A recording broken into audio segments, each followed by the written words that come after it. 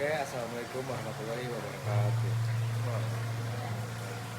Oke, saya pembuka dari kelompok berapa? Kelompok 3 dan mata kuliah psikologi komunikasi. Oke, hari ini saya lagi sama siapa nih? Mas, boleh dulu. Ya, nama saya Muhammad Rizky, Biasa disebut bisa dipanggil Kibon. Kibon atau Iki ya?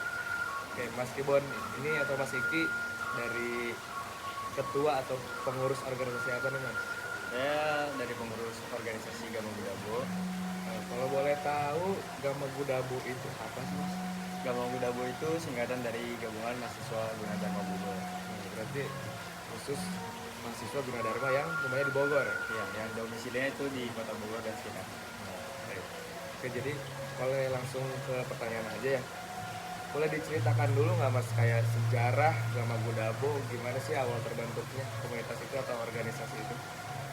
Ya, yang pertama itu sebelum dikenal sebagai Gama Budabo, ini tuh organisasi awalnya Himasabo, yaitu Himpunan Mahasiswa Kota Bogor.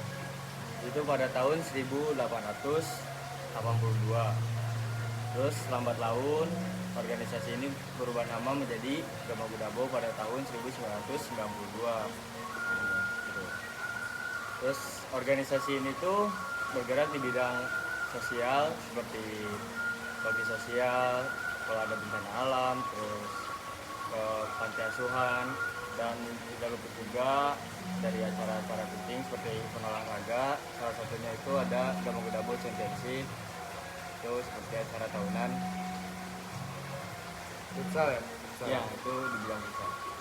Oke. Apa saja sih Mas momen atau peristiwa penting yang menjadi tonggak sejarah dalam perkembangan komunitas atau organisasi ini? Itu ada pembentukan struktur pengurusan yang pertama. Terus yang kedua itu terselenggaranya acara besar atau event-event tertentu. Terus ada kolaborasi dengan komunitas atau instansi lainnya. Terus ada peluncuran program-program unggulan. Jadi begitu ya Mas? Oke, jadi seperti itu untuk profil dan sejarah Gama Gudabo. Mungkin selanjutnya akan ditanya oleh teman saya, Kak. Action. Oke, aku temennya Malik buat melanjutkan pertanyaan ini. Nama aku Magdalena Clara Delasarto. Oke, jadi dilanjutkan. Yang selanjutnya itu apa visi dan misi utama yang ingin dicapai oleh komunitas ini? Visi kami adalah mewujudkan komunitas yang kreatif, solid, dan berkontribusi nyata bagi masyarakat melalui budaya, edukasi, dan kolaborasi. Misi kami mencakup membangun ruang berkegiatan yang positif dan inklusif, terus ada mengembangkan potensi anggota melalui pelatihan dan program kreativitas, melestarikan nilai-nilai budaya dan kearifan lokal, terus ada mendorong kolaborasi antar komunitas untuk menciptakan dampak sosial yang lebih hebat. Nextnya, nilai-nilai apa yang paling dijunjung tinggi dalam komunitas ini? Nilai-nilai yang dijunjung tinggi dalam organisasi ini adalah kebersamaan, kreativitas, integritas, dan kebermanfaatan.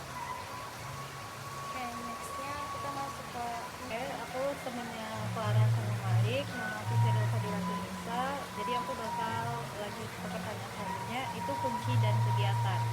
Menurut kakak, apa fungsi atau peran terbesar komunitas ini bagi anggotanya dan juga masyarakat luas? Baik, fungsi dari Gama Gudabo sendiri adalah Gama Gudabo berperan sebagai wadah untuk mengembangkan potensi, mempererat hubungan sosial, serta mendorong kegiatan positif di lingkungan masyarakat. Bagi anggota, organisasi ini menjadi ruang belajar, berkarya, dan mengaktualisasikan diri. Dan bagi masyarakat itu sendiri, Gama Gudabo berusaha menghadirkan kegiatan yang inspiratif, edukatif, dan berdampak sosial. Next, apa aja kegiatan rutin yang biasa diadakan? Lalu adakah kegiatan khusus atau tahunan yang menjadi andalan? Kita suka melakukan acara pertemuan anggota, itu yang diadakan bulan sekali. Terus ada acara bakti sosial seperti donor darah, atau kita memberikan sedekah kepada panti asuhan atau panti jompo. Terus ada event olahraga juga yang diadakan setiap tahun sekali. Oke, mungkin itu aja dari aku, ntar dilanjut sama teman saya. 2, 3. Oke, selanjutnya aku akan melanjutkan pertanyaan yang tadi ditanyakan oleh temanku. Sebelumnya, perkenalkan Kak, nama aku Naura Azara Gunawan. Aku sama dari KMN 62. Nah, sekarang aku mau bertanya tentang gimana nih kalau di lapangan, kalau kakak sama anggota organisasi itu cara kakak memimpin tuh kayak gimana? Apakah semua keputusan tuh ada di kakak atau kayak gimana gitu? Kalau itu saya benar. Oke. 1, 2, 3. Udah. Langsung jawabin. Kalian langsung jawab Iya, aja. langsung jawabin.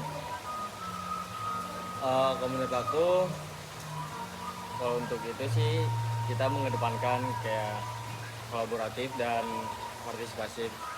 Kalau untuk pengambilan keputusan, kalau aku nggak bisa ngambil keputusan sendiri karena sifatnya itu kayak hal yang gak logis aja kan.